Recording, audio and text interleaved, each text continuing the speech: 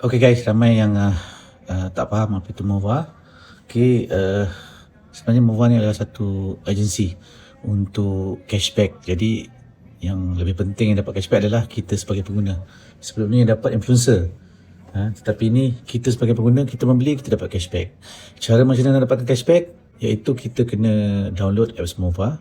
And then bila kita nak shopping di Shopee atau di TikTok atau di Lazada, kita buka platform online ni, and then kita copy dia punya link, buka MOVA, and then kita tengok cashback berapa, and then kita proceed balik ke platform online. Kalau saya cakap macam ni mungkin ada yang kurang faham, jadi saya akan tunjukkan video cara macam mana untuk mendapatkan cashback tunai, bukannya diskaun sebab duit tu akan masuk ke akaun MOVA, you all boleh withdraw dari situ. Okay, selamat download apps MOVA dan selamat mendapatkan penjimatan setiap kali anda shopping di platform online. Aplikasi cashback beli belah terkini 2025. Pilih produk yang ingin dibeli di Shopee atau TikTok.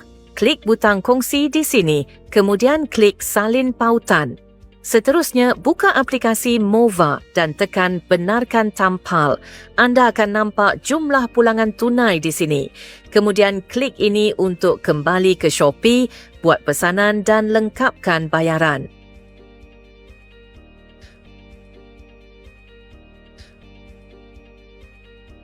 Pulangan tunai dari pesanan anda akan dimasukkan ke aplikasi MOVA pada hari berikutnya.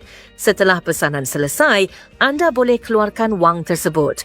Lebih kerap anda guna, lebih banyak cashback anda dapat.